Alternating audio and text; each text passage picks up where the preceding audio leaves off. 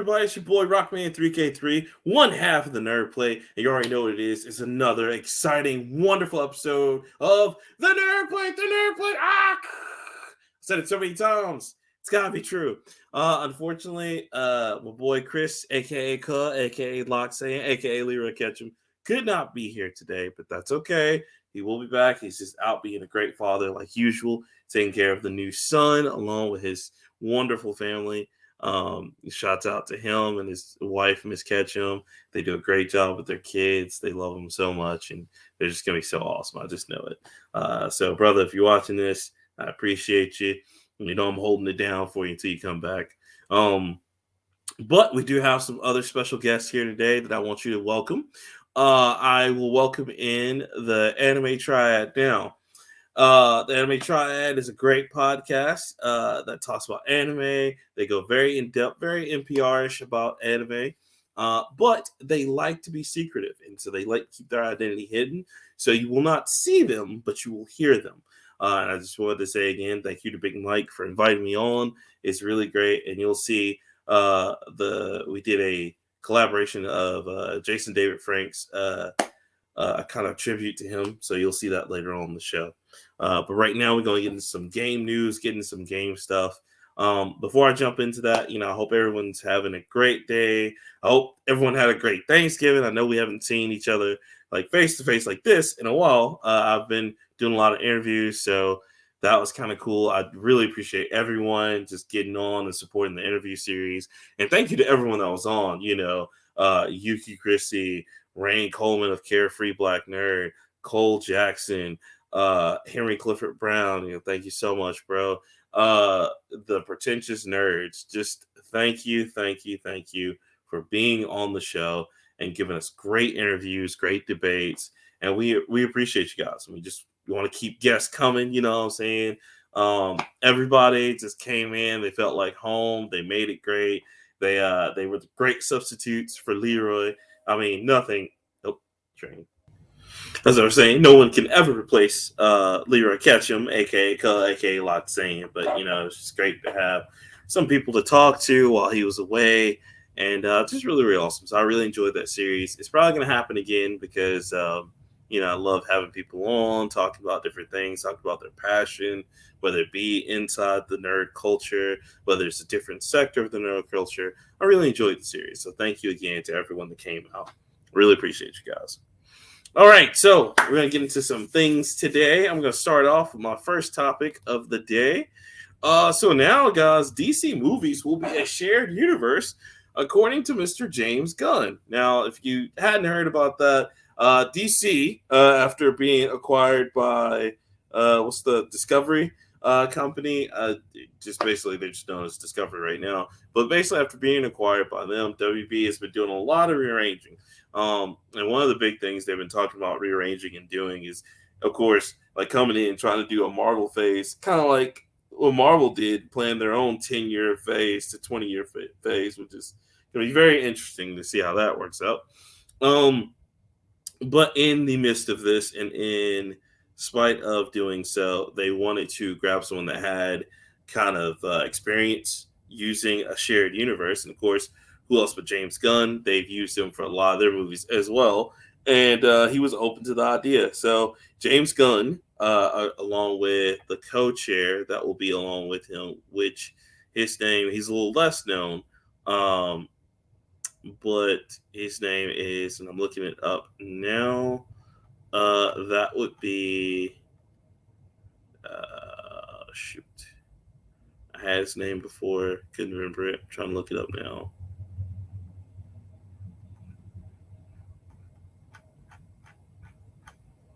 I'm sorry. Peter Safran. So him and Peter Safran are now CEO of the DCEU. And they're basically just in charge of making it work. According to a lot of speculation, especially if you ask The Rock is hoping that Black Adam is the first movie in one of the first phases of this DCEU, which we don't know if that's going to happen. Now, when Mr. James Gunn did the interview with Eurogamer, when asked, how deep will the shared universe go? It was discussed that shared universe will include the movies and the animated TV films, as well as hopefully the TV shows and like definitely the games. James Gunn said yes to all, so they're trying to make everything connected, which again is going to be a very deep challenge. Um, but I think if anybody can do it, James Gunn could do it. Granted, he's been in trouble for the controversial tweets he had a long, long time ago. But now that's kind of subsided, which again, that was very disturbing tweets. But now that's kind of he's worked his way away from that and just been better as a person. Um, he's been working a lot with DC. The second Suicide movie was okay. Still better than Batman vs Superman or that trash Justice League movie, even with the Snyder cut. Sorry, it's just not great. So yeah, that's gonna be interesting to see what's going on there. I know a lot of fans are saying like, oh, revive the Snyderverse. And listen, no one wants that. I'm sorry, it's too dark and it just makes no sense. Plus, honestly and truly, as bad as the Justice League movies were, or the Justice League movie was, and just the Batman vs Superman movies, just restart everything. I might as well. And of course, we all know about the surprise that happens at the end of Black Adam, so I won't ruin that for you if you hadn't seen the movie. But yeah, very, very awesome, very crazy, off the wall stuff in that movie. Haven't seen it yet, but I've heard some things about it. Probably gonna wait and see that when it comes to streaming. But I still love The Rock. He's still awesome. He can do no wrong in my eyes because he's just such a cool dude. But yeah, so that's gonna be great. Look out for that. Kudos to James Gunn for taking on such a big responsibility, and I really, really hope, man, you could do some work with it because I'd love to see The Darkest Night. I would love to see Infinite Crisis done correctly, Flashpoint Paradox, just all kinds of cool stuff. Maybe first order of business is to please pick another Flash, please. I'm begging you, please. Anyway, so there's that. That was like the first topic on the board. The next topic. Now, this is interesting. So, for all those Starship Trooper enthusiasts out there, Starship Troopers Extermination has been announced for the PC. Now, this is crazy because this is a 12-player PvE game where you and basically 11 of your buddies are going to go in and just take on like a whole bunch of bugs, basically squad style, which is really, really cool. Now, that is probably one of the biggest squads up to date. The only squad close to being that big was Battlefield, and even then, I don't think you did the 12v12 unless you're on PC. Probably even a little bit more, but yeah, I think Battlefield was the only closest thing. If they didn't have the same, it was a little bit higher, maybe, but that's still an achievement to have 12 people on one team. It's gonna be interesting to see how they do this. Now, of course, it is on PC so far, and they haven't made any claims to jump onto the console, which I'm sure they will, because of course, a lot of things usually jump on consoles nowadays. But just the fact that it's 12 PvE is going to be amazing. If you remember Starship Troopers, of course, the main enemy were your bugs, and they make of course, feature or make their round back in. You got all types of new, like, hardcore bug types that you got to take out. So it's going to be very interesting to see how they play that and how those mechanics play out. There will be customizable gear as well as perks and skill levels you can get as you progress through the story or progress through the campaign or perhaps like progress through just playing online. So it's gonna be really interesting. Of all things that I would love to see as open season on is like the bugs from Starship Troopers. That's gonna be great. As well as just being able to play on that big Battlefield level with your friends. So it was really cool. So if this is done correctly, it'll be great. But of course, if it's not done correctly, then it will join the ranks of the other movie tie-in games that were squad shooters, such as Alien Fireteam, which wasn't so bad, just wasn't great either. And the same thing with Predator. It wasn't terrible. It's just you can't really play Predator, and I forgot the name, the sub name of it. You can't really play it without friends. If you're playing by yourself, it's so boring, and you just won't have any fun with it. Especially since the fact that like someone needs to be the Predator to give you that kind of. But anyway, I digress. Just go check it out if you don't believe me. I believe both are now free on Game Pass, or they're on the Game Pass. and then they should not be over $19. If you're, please do not pay over $19.99 for Aliens Fireteam or Predator. It's not worth it. Again, but again, this will be interesting. I can't wait to see how the 12 PVE is going to react. What kind of enemies they're going to bring in? What kind of guns you're going to have? It's just going to be really, really cool. Hopefully, they have a lot of shots out to the movie and kind of a lot of throwbacks to the what I think there were 3-4 movies. Well, I'm not sure, but hopefully they'll have a lot of kind of like callbacks to those, because I think the moviegoers deserve that and the movie fans deserve that, because there's so many fans of Starship Troopers and they've been waiting on the game for forever, like forever.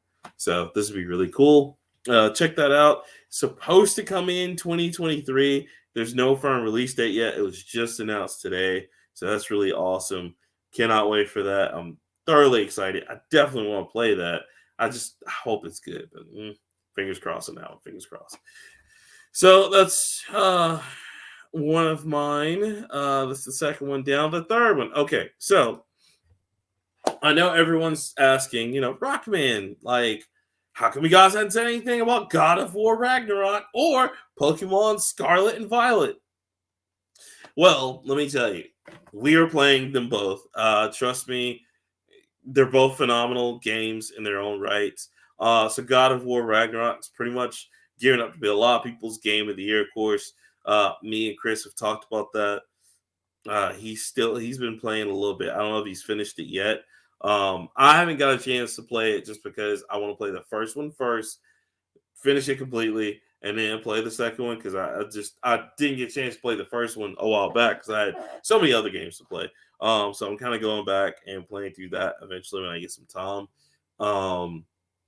So I already know that's amazing, and everybody keeps talking about it. Pokemon Scarlet and Violet is really, really good. Now, I will say this as a disclaimer, real quick.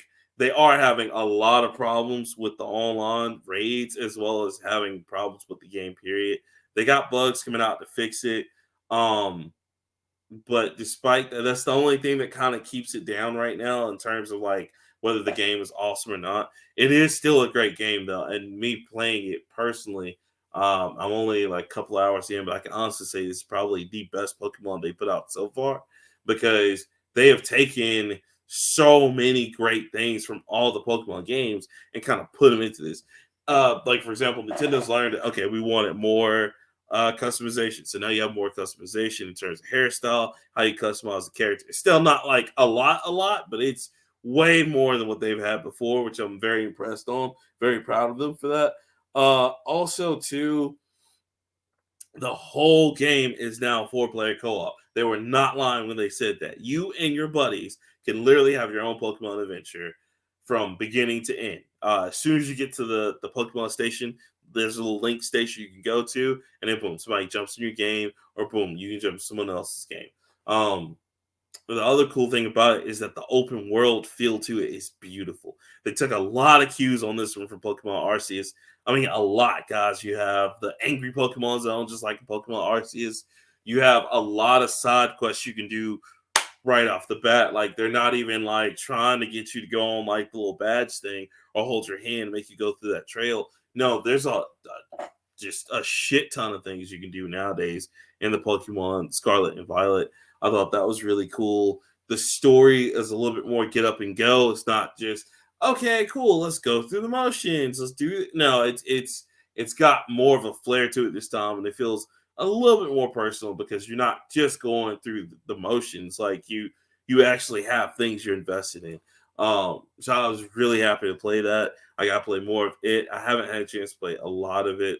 Like I said, I'm probably maybe 6 or 7 hours deep, but I loved it. It's very funny because when I got the game, it was very close to my birthday. And so the next day that I played it, because I got it on the 18th. And then the next day that I played more of it on the 19th, they still do the birthday thing to where, like, if you're sitting there, it's like, oh, happy birthday. And the little cake and things come down. It's really cool. Like, they don't give you anything, but, like, they make you feel like, oh, man, your birthday is important. So shout out to Nintendo for that little small perk, because I thought that was really cool. Pokemon are back in this one, and it's crazy. You know what I'm saying? I will say, oh my God, didn't realize there's that many Pokemon. It is ridiculous. So that's kind of like, good luck trying to collect them all. Now, the other downside too is that Pokemon Home is not available for Scarlet and Violet yet. So you won't be able to take your stuff over from the Pokemon Home Bank and put it in Scarlet and Violet just yet. Um, Give them some time. They're probably trying to wait a few months, and again, I get it. It is kind of troublesome. It's something they probably should have put in the beginning, but they've had a few things go wrong, and I think they're trying to wait, make sure they iron out the kinks. But just really great. You got customization, you got clothes you can buy, just all kinds of great stuff, just like you could in the other ones, but they just improved it. So kudos to them for all the improvements. I love it. Now it's just like Pokemon Arceus though. Like you can do stuff on the field. Like so in Pokemon Arceus, the Pokemon can attack you. Now they don't do that in this one because it is the new traditional Pokemon game. This is, they're more like, oh, okay, cool, we're gonna do this the official way. But you can still have your Pokemon out and about, and now you can make them do auto battles by themselves. So where like if your Pokemon, like for example, your starter Pokemon, we all know your starter Pokemon, if you use it enough, they just become OP. Well, if they're so powerful now, instead of like wasting your time just trying to dodge or get away from certain Pokemon that might come at you, and you don't want to go through the pomp and circumstances, okay, we gotta go through a whole fight just to get like 5 XP. Well, now you can just sick your walking Pokemon, wherever that might be, whether it's your starter or another Pokemon, and they automatically take out all the Pokemon that's on the area for you that's lower level than them. Really tight.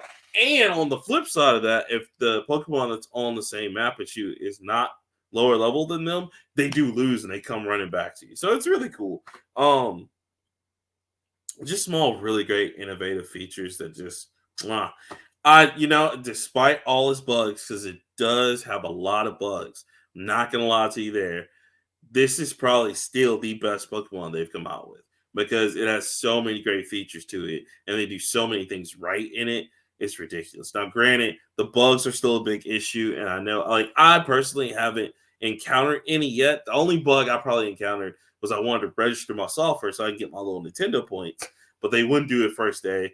So it took like a day or two for that to go through. That's the only error I've encountered. But as far as like the Pokemon looking weird or doing anything like that, I haven't seen any of that yet. The only thing I have seen though is that it is like you've had some like reviewers talk about how it's just basically a moving picture or moving slideshow. I have seen some of that. Now, if you're wondering what I mean by that, is basically while your character is running around, Nintendo only rendered like all the characters and Pokemon in the vicinity of you, but like everything you see in the background is like this moving picture. So I get it again back to their uh, why they do that. I get their logic behind that because that saves RAM and it saves processing speed. But at the same time, it does look really bad sometimes because you'll just see this choppy bird flying or this Pokemon doing like this and they look like they're 2D.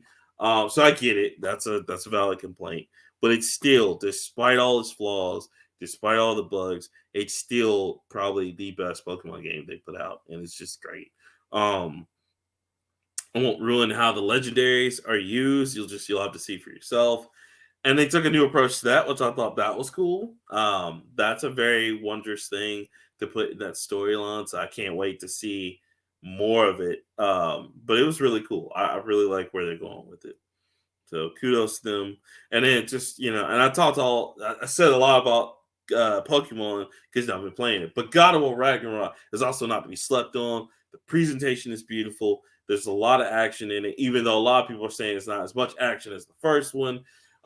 There's puzzles to solve. There's so much story packed into it. There's so much to have to explain about what's going on until it's gonna be great.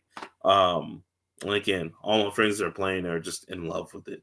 A few have even beaten it already, which is crazy. They must have just been glued to the TV finishing it. But yeah, it's great.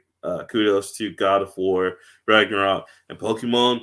Now, of course, Golden Plate is coming up, and it's no telling who's going to take home that Game of the Year award. But I gotta tell you right now, man, Elden Ring and God of War are strong contenders for that Game of the Year. Now I think Pokemon is still in that category with it. I think Xenoblade Chronicles 3 is definitely in that category with, because it was just so good. It was Xenoblade Chronicles 3 is so good. Xenoblade Chronicles has finally become mainstream now, which is crazy.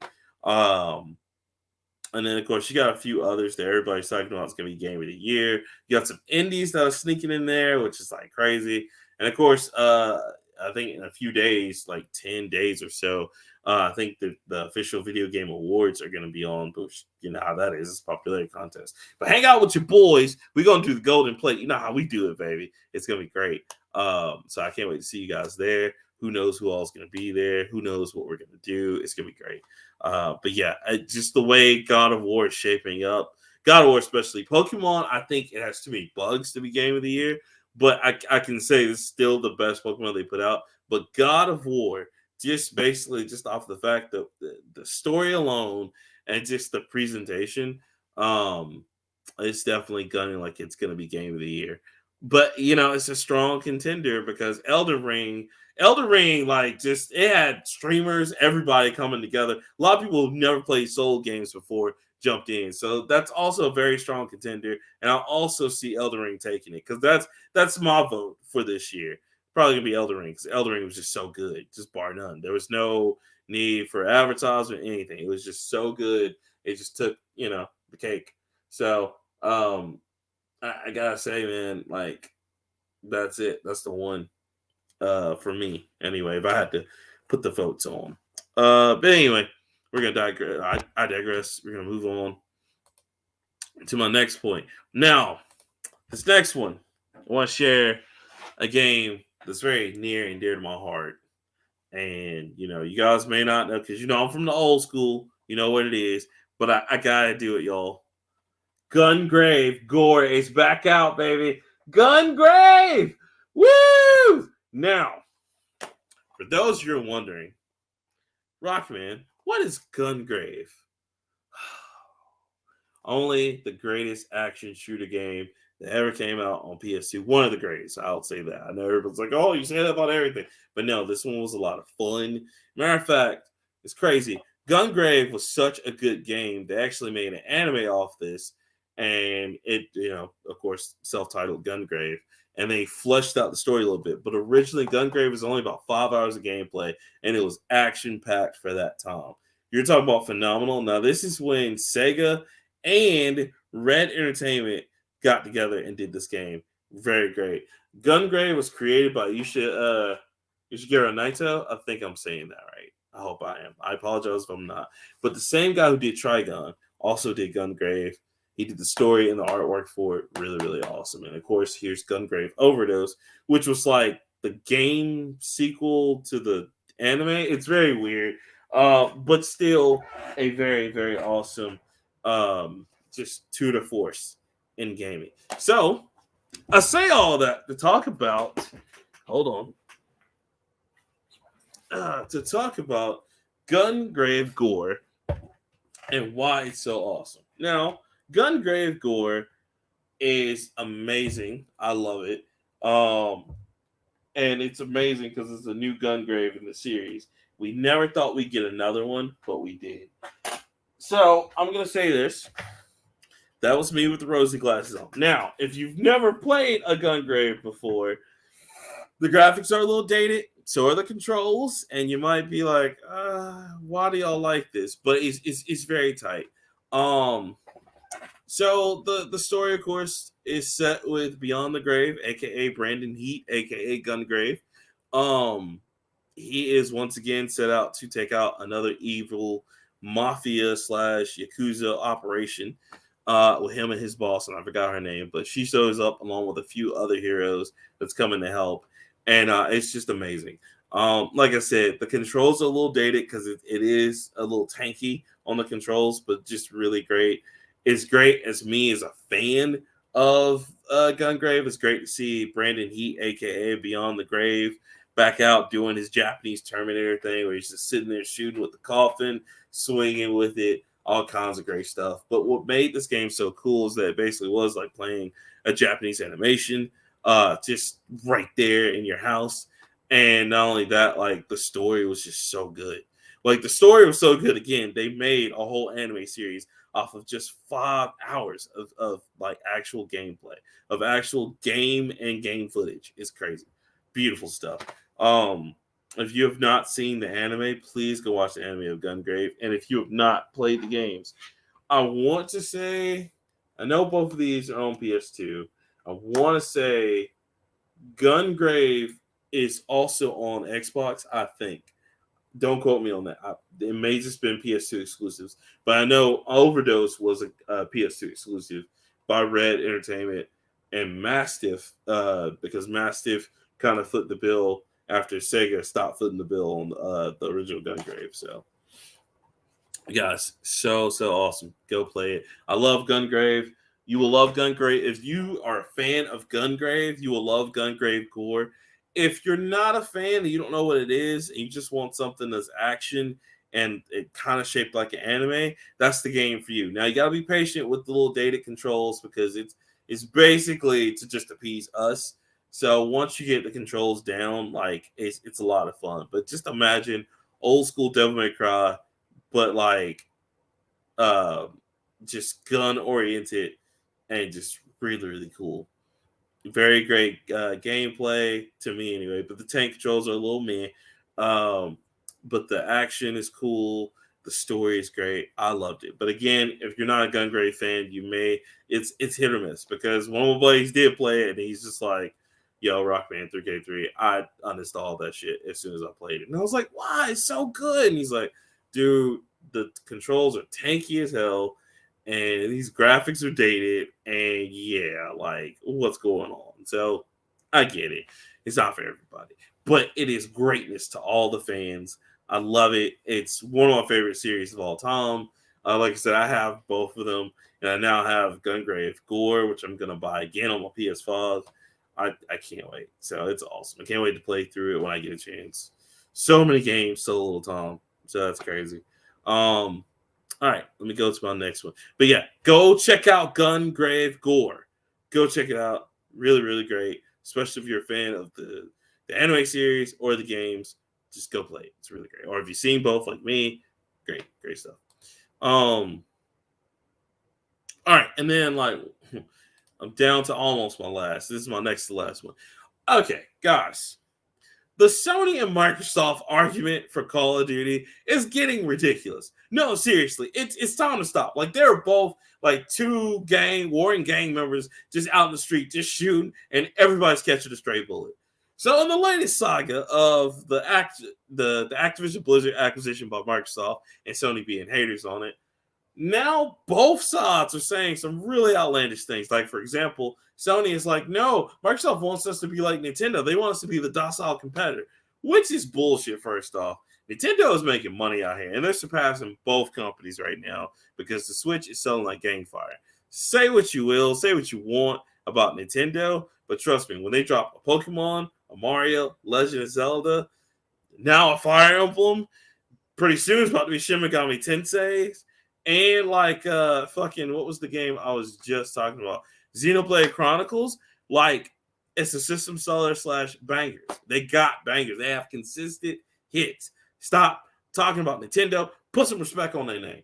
But anyway, they're saying all kinds of crazy stuff. So that's what Sony said. And then on the other crazy side that Microsoft said, which again, Microsoft is still just kind of like we're kind of like, they're being bullied on this one, in my opinion. Again, I don't feel sorry for either company because either one would do the same thing if the shoe's on the other foot. But I just hate how Sony's kind of being a hater. But Microsoft also came out and said in the comment, well, Call of Duty is not that great of a game anyway. I mean, we're really doing it a favor, and it's not really selling that well. Nobody really needs it. Okay, so that's kind of bullshit, and not bullshit in terms of like. I know Microsoft is saying, don't get me wrong, I don't know Microsoft doesn't believe this. Microsoft's just saying that to get the deal pushed through. And they're also saying that because Sony has been countering, saying, hey, whoever controls Call of Duty controls the destiny of who people's going to pick in terms of picking system over system, which is dumb. They're all still stuck in the console wars. But in actuality, Call of Duty, as much as I like get on it and be like, oh my God, Call of Duty heads, and how much the audience or the fans have ruined Call of Duty for me, just because I had to deal with them for so long. Call of Duty is still a big testament to big selling games. And it's still like one of the best sellers of all time. Even their flops still sell way more than a lot of other games ever will in the gaming industry. So you have to give them respect in that regards. Even I have to respect that. And again, like I said, there's a lot of times where I don't like Call of Duty. And you guys know how I feel about Call of Duty. It's just like, man, Call of Duty bros. I don't really care. I mean, I get into it sometimes, but I'm not just like, oh my God, Call of Duty. But anyway, to not treat it with a certain gravitas or to not give it its respect that it's earned over the years, like, it's just crazy. Even I'm like, yo, yeah, as much as I hate on it, it still sells consistently. Just like how as much as people hate on Pokemon, it still sells consistently. So that's crazy for Microsoft to say. Again, I know they said that just to kind of throw jabs and like to keep the thing going. But this argument is getting out of hand, and it's affecting the game industry really bad because Activision Blizzard is kind of in a standstill. They don't know where to go. They don't know what to do. And then on top of that, Sony's not going to do anything for real. Like, that's why you didn't see any conferences or anything, because they don't want to like help the case of like, oh, see, they don't need Call of Duty, and then everybody just gives it to Microsoft anyway.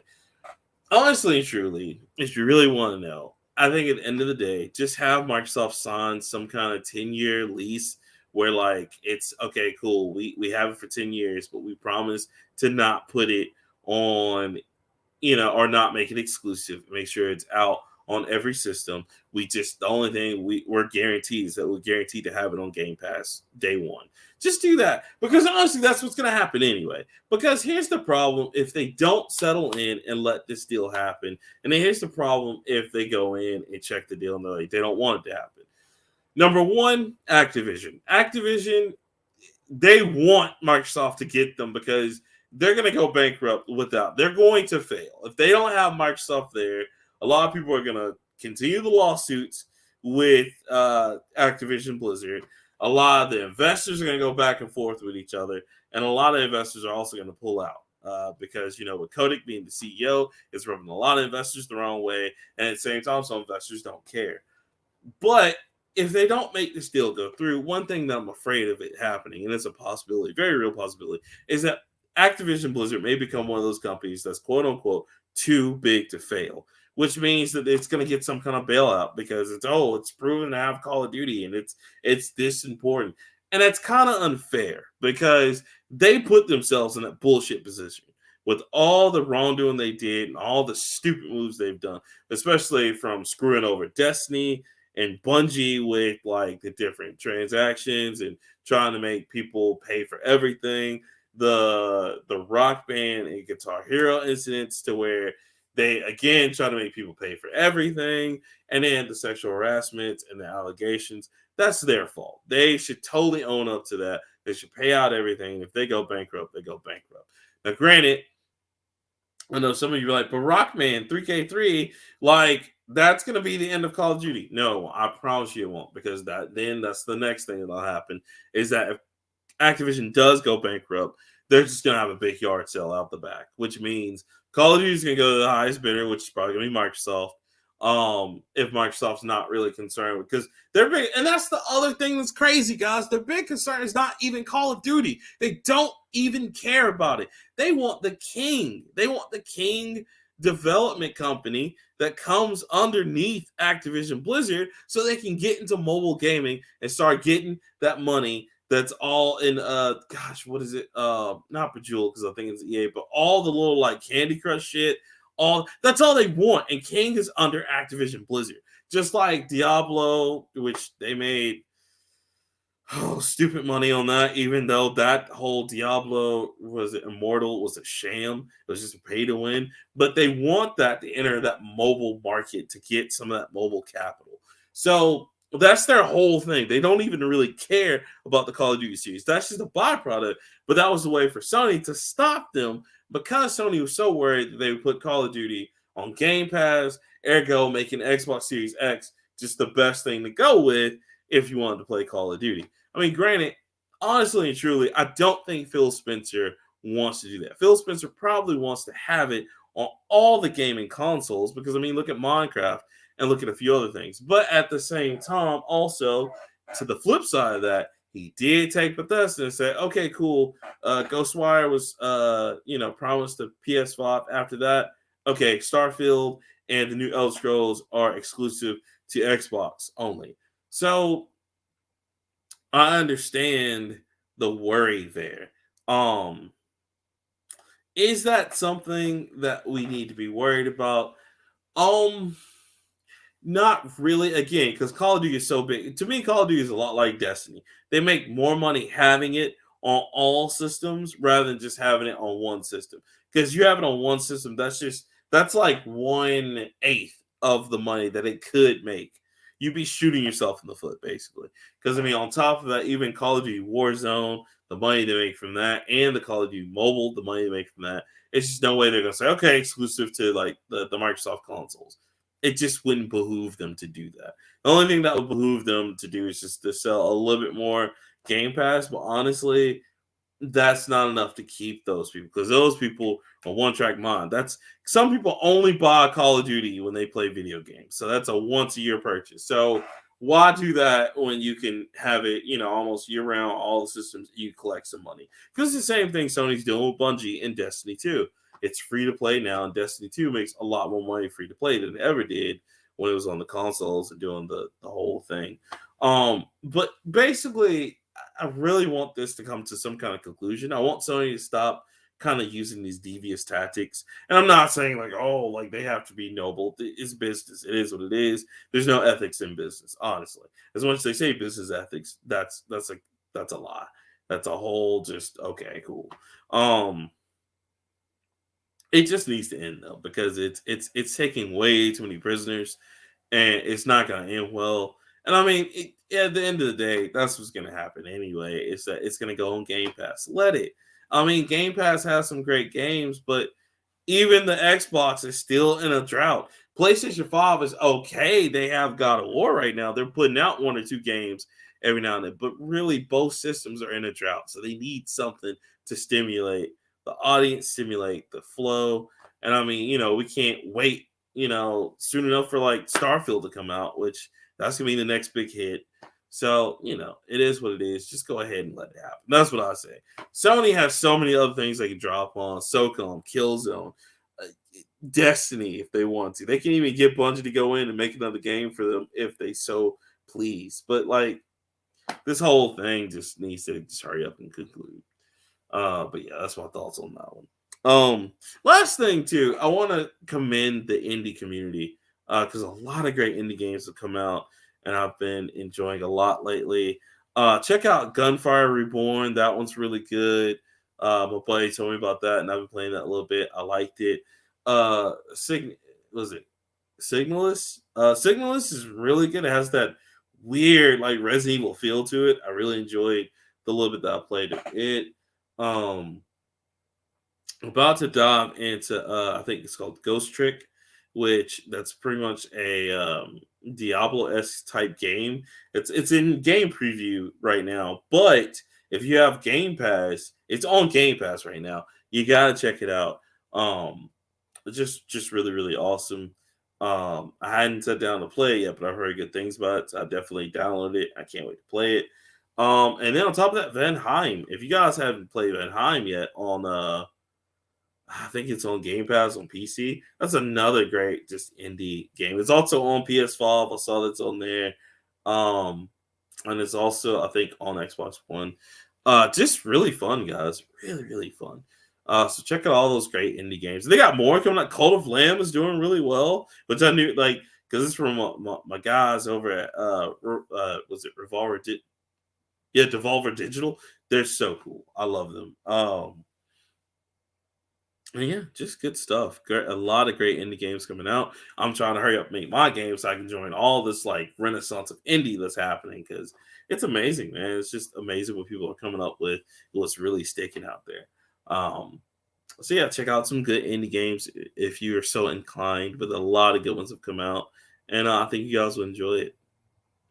All right, so this next part, I wanted to end with something very great and near and dear to all of us as nerds in the nerd culture. I don't know if you guys heard, but recently Jason David Frank, which you know him as Tommy Oliver from the Power Rangers, he passed away. Very tragic stuff, very tragic death. He was a wonderful person. There'll never be another Power Ranger like him. He is the best Power Ranger, hands down. I mean, even the other Power Rangers say that. But he was just a wonderful person, and he just did so much for so many people. So I got together with my buddies over at the Anime Triad Podcast, and we all sat down. We talked about our favorite moments with Jason David Frank, aka Tommy Oliver, and him as the green, the red, the white ranger, pretty much every ranger almost known to man, because that's how awesome he was. In any case, I want you guys to check that out. That's coming up. Before that comes up, I'm gonna go ahead and get out of here and tell you guys I love you guys so much. Thank you so much for watching and listening to the Nerd Plate. We really enjoy you guys. Like I said, Chris will hopefully be back next week. He's just out here doing great things, and I'm proud of him. I'm proud of what we've been doing so far. Thank you so much for rocking with us for so long. And this is I think we got one more episode to go before we hit the golden plates. And after that, we take our little hiatus so we can relax and recharge the batteries. I know I'll be happy for that. And I just want to tell you guys, thank you from the bottom of my heart, man. We come on, and some days, some days are hard. I'm tired, stressed out some days. But when I turn on this computer and I turn on StreamYard, we go, you know what I'm saying? And I love it because you guys are constantly giving us feedback. You're commenting, you're talking to us, and I really appreciate it, especially how we're blowing up on TikTok, how we're blowing up in the comments sometimes. Just thank you so much. I just, again, want to really thank all our listeners and viewers. And we really appreciate you guys. And we're just going to keep coming up with new stuff. We got a lot of new things in the works that we're working on. And again, just, thank you, because this is the favorite part of my day.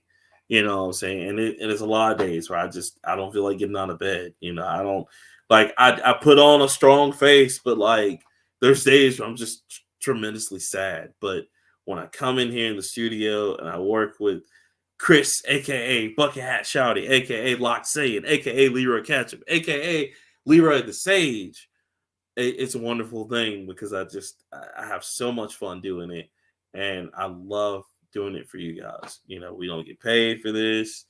We trying to get to a point where it could be a little bit famous and we might get some money out of it, but for the most part we do it out of love for the nerd culture and love for you guys. So I really appreciate you guys. Enjoy this next segment. I'm Rockman3K3 saying next time it's the Nerd Plate. I'm out. What's going on, everybody? It's Rockman3K3, and I'm here with the great Anime Triad. Yes, that was you. That was you. Oh, shoot. Yes, we are the Anime Triad. Wagwan. Yeah. He pointed. I wasn't ready. Yeah, no. But no, it's great, man. We finally linked up. We're gonna talk about some things today. It's gonna be great. I can't wait for everybody to just get into it. It's gonna be great. If you guys want to just go around, introduce yourselves so the fans know who you are. Go ahead. It's your boy Big Mike Wagwan. It's Ben. And it's Sean. And we are the Anime Triad. That's right. Now, I have a question. Before we start, do you guys form together like Voltron, or is it more like you kind of morph and then come together? More like the Triforce.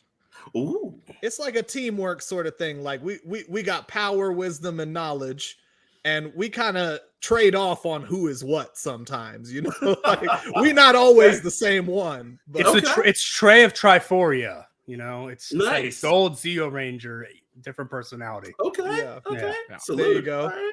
Great. That's awesome. Okay. Well, let's get into it. You guys are in for a treat. Stay tuned.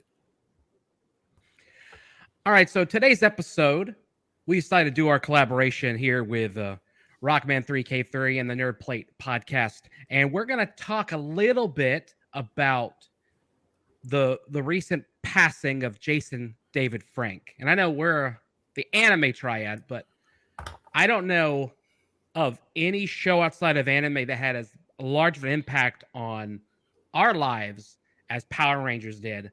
Not to mention the character Tommy Oliver, who was played by the now late Jason David Frank. So Rockman is going to start us off with our little round table discussion. Oh man, thank you so much, Ben. Man, when you talk about Power Rangers or the Sentai series, if you're into where they started out in Japan, dude, you won't find any other Power Rangers aside from just the original Power Rangers themselves, and he still qualifies for that because he was the Green Ranger. You will not find another Power Ranger as more influential and awesome as Jason David Frank's characters, Tommy, who has been a long-standing Power Ranger throughout the entire span of the Power Ranger series, plural on that.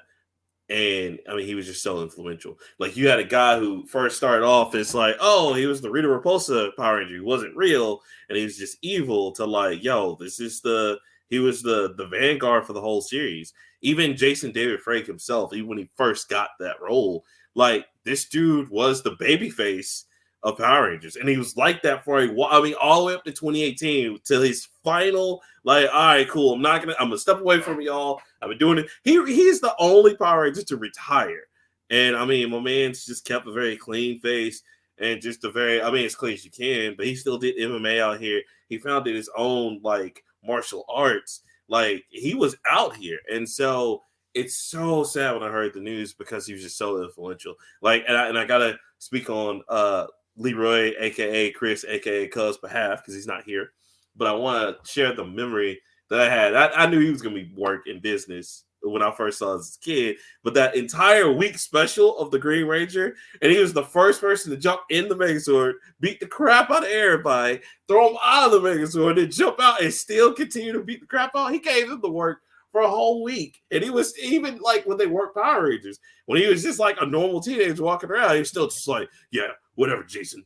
And just knocked him out of the way, So his Power Ranger persona and his character was just so influential. And even outside of that, his work was so influential. I just have great memories of him on both sides, because even at cons, even when he's out talking to people, I mean, this dude could be tired, okay, get out of my face. But he wasn't even like that. He was just oh, hey, thanks for coming. I appreciate you guys. He was just a really nice dude. So it hurt me the most because I have so many great memories of him growing up. But those were just some of the things I was just that's what I gravitated towards. Because, I mean, even when they made that serious, glow up of Power Rangers by the guy who would come to do, I think, Castlevania later, he was just I like it, but I'm a little hurt because, it's supposed to be meant for kids, blah, blah, blah. But he still didn't make any negative, comments towards it. He was just this is just not the way we want to go. So, I mean, I always commend that dude. It's a very tragic tale, but he was an awesome person and an awesome Power Ranger. I mean, when you're in the Power Ranger history and later on in the series, they're oh man, I remember him. That's Tommy Oliver. That dude's the greatest ever. That just shows. And I mean, even in some of the Sentais, they reference him. And that's a big deal because most of the Sentais are predated way before the very first Power Ranger episode. So when you talk about his influence in both, the anime world and the Power Ranger world, I mean, even some animes are influenced by the Power Rangers. The one that's going on now, I forgot the name of it, but it's the one where the lead of the quote unquote Sentai is dating the villain. That's really cool. I love that show. I forgot the name of it. Forgive me. But even that, it's influenced by Power Rangers. So just again, man, thank you to Tommy Oliver, aka Jason David Frank, man, because he just did so much. Yeah, man. That's it. That's all I got. I'm sorry. No, you good, man. That's dope. Yeah. I'll go next. That's fine. Jason David Frank was the first hero for so many young kids. And I remember when Power Rangers first came on the air, and we had the original 5, right?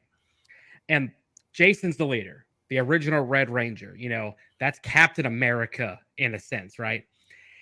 And the Green Ranger comes on the scene, and we see this just like, oh, it's the first time we saw an evil Ranger.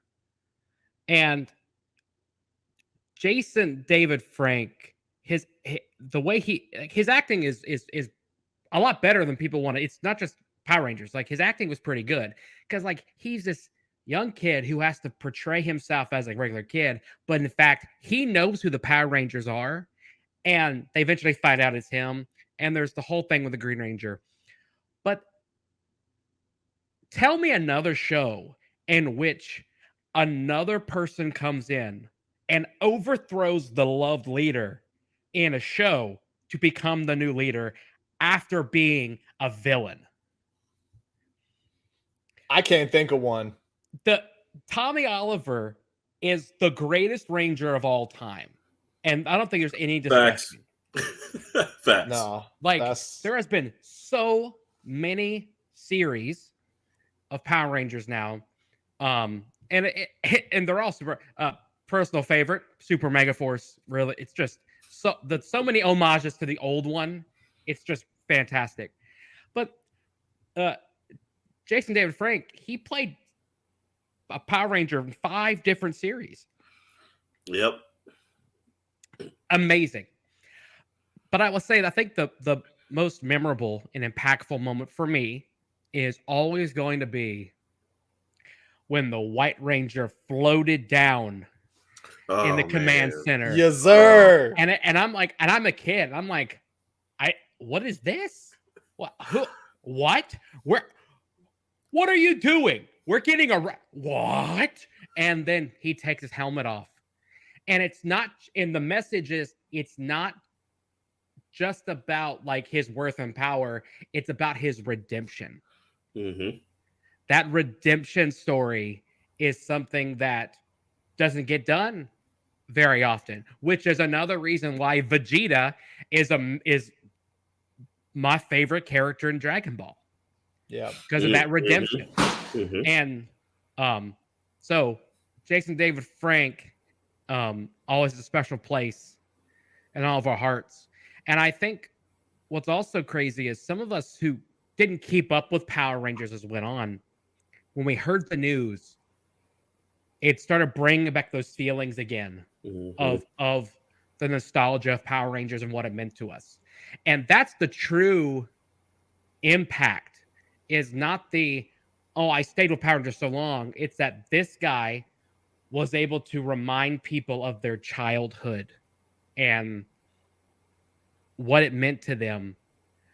And it's sad, and I still can't believe, it's still hard to process sometimes. I'm not a big celebrities passing person, but this hit me hard. But anyway, he's the GOAT. He's the GOAT. And I will forever be thankful for the character Tommy Oliver and the time spent, if you could call it spent, with Jason David Frank here. So, Sean, why don't you go next? Yeah, so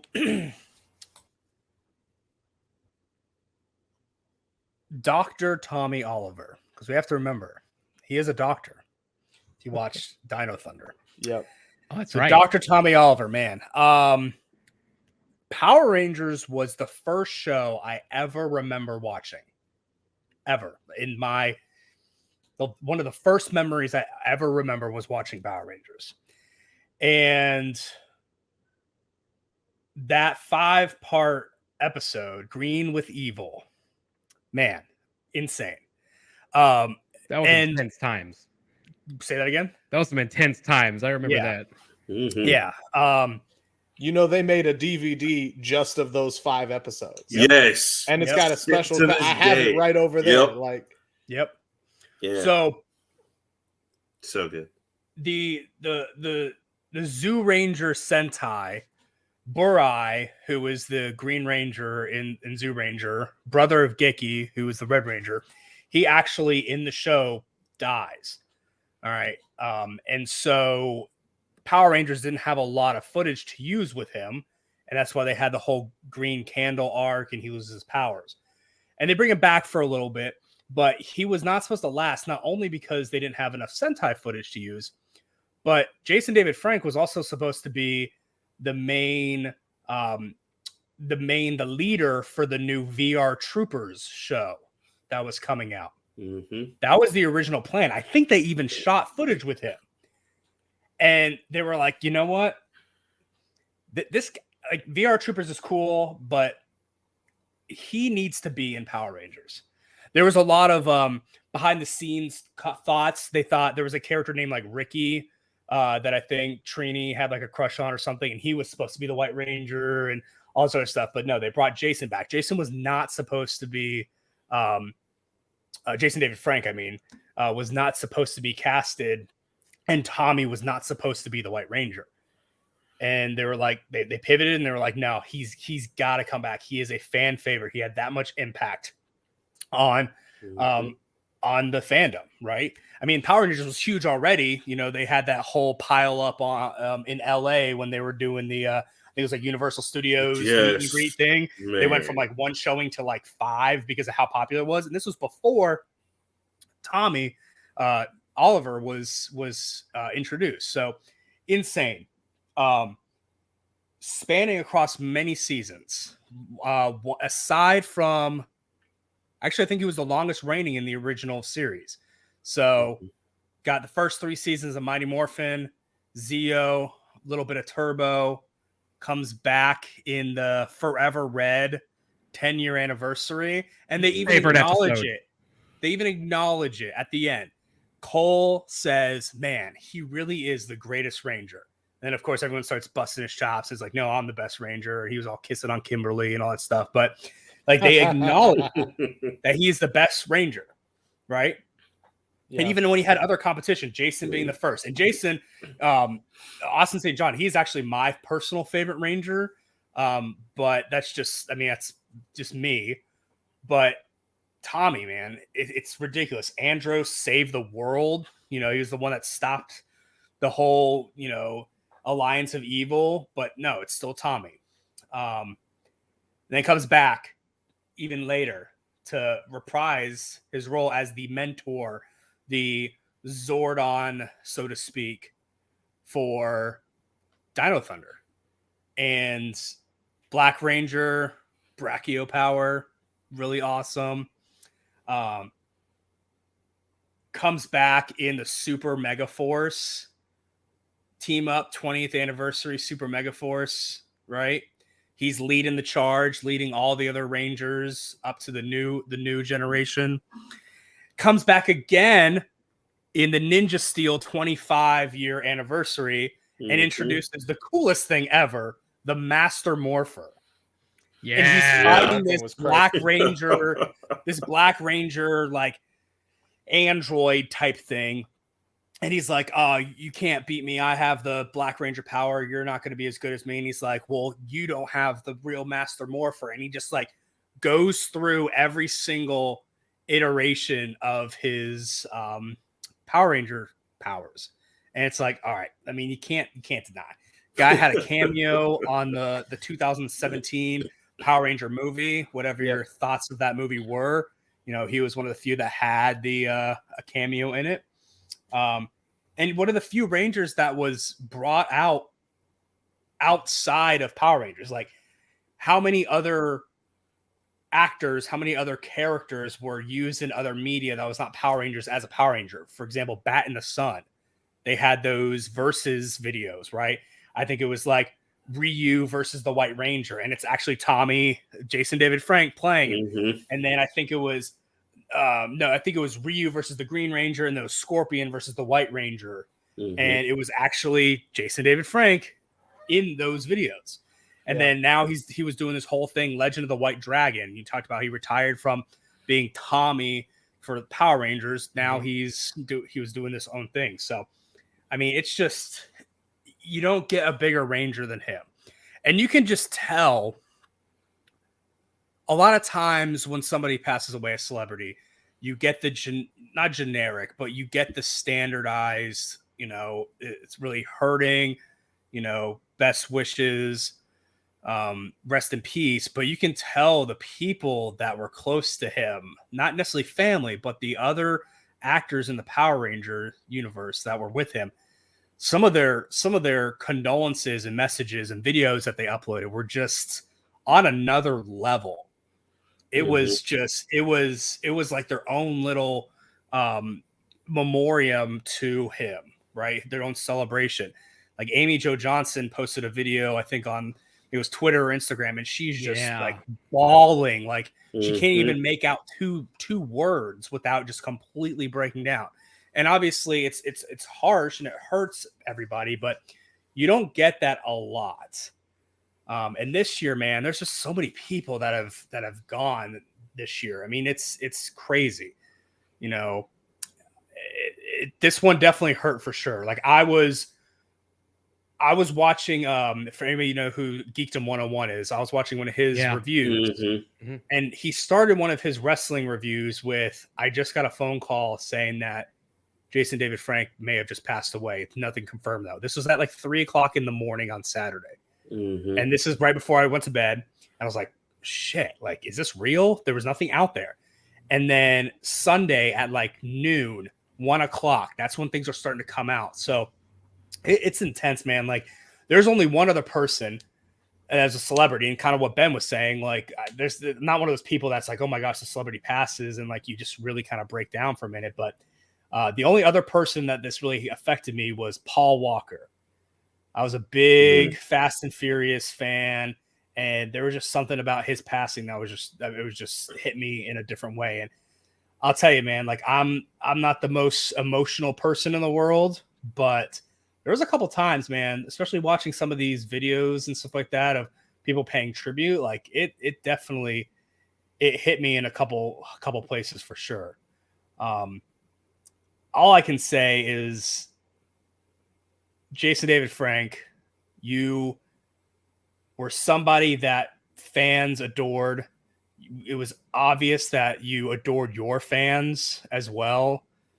And we really wish you the best. We hope that you're resting easy with everything you were going through or could have been going through. I know his brother, you know, passed away a couple years ago too, his real life brother, who also played his brother in Power Rangers Zeo.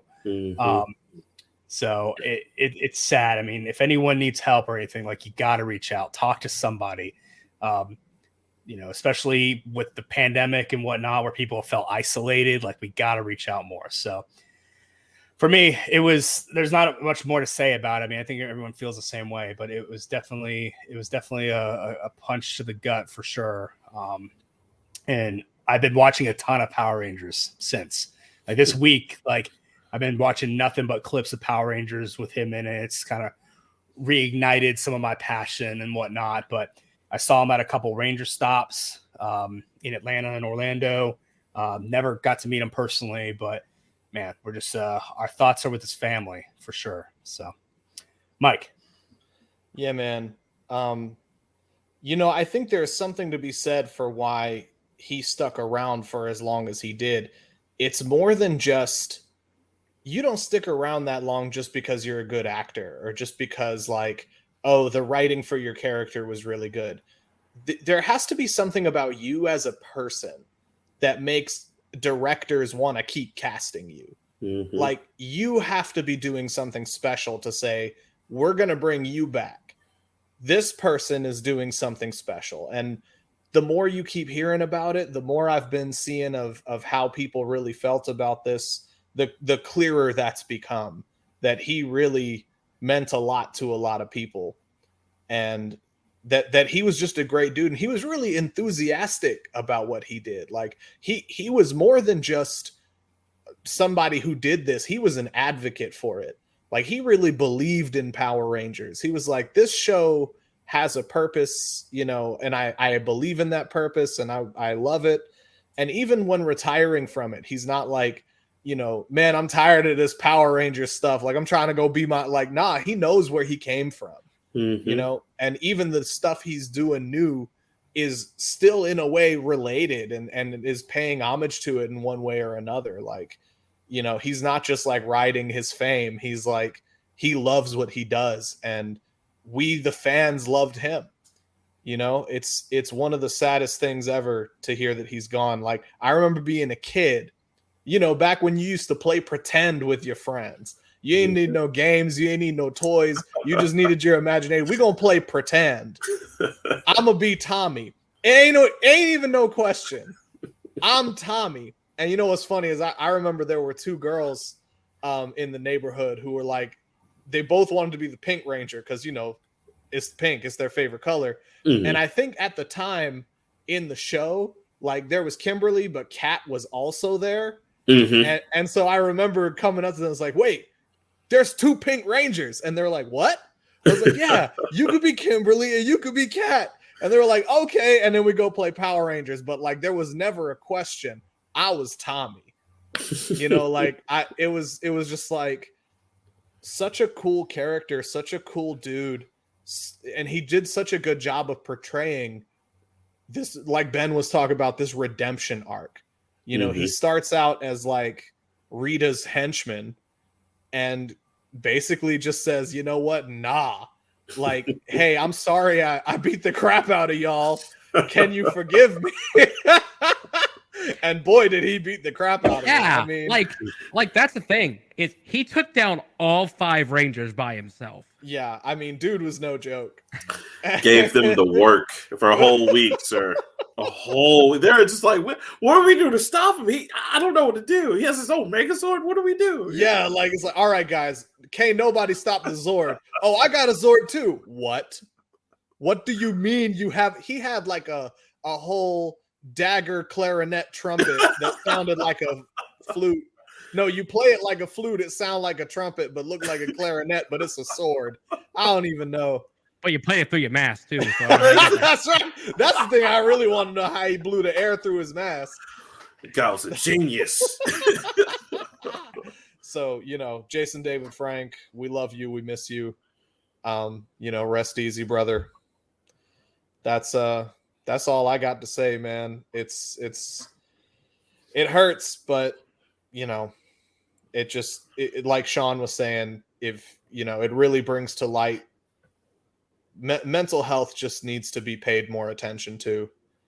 Like it's not something to be made light of. It's serious stuff. And you know, if you need help, you reach out, because like dude had no shortage of people who loved him. You know, but sometimes there's more to it than that. And so, you know, sometimes keep an eye out. That's all you can do. Yep. And now, my friends, I present to you the White Ranger.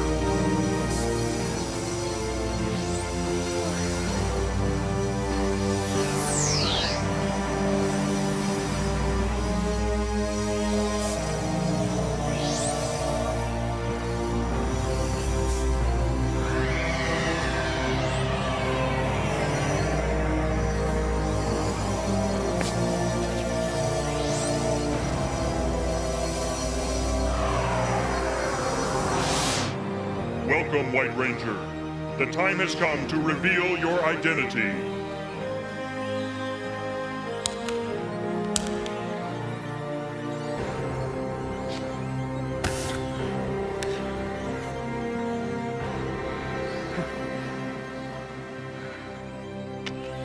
Guess who's back? I don't believe it.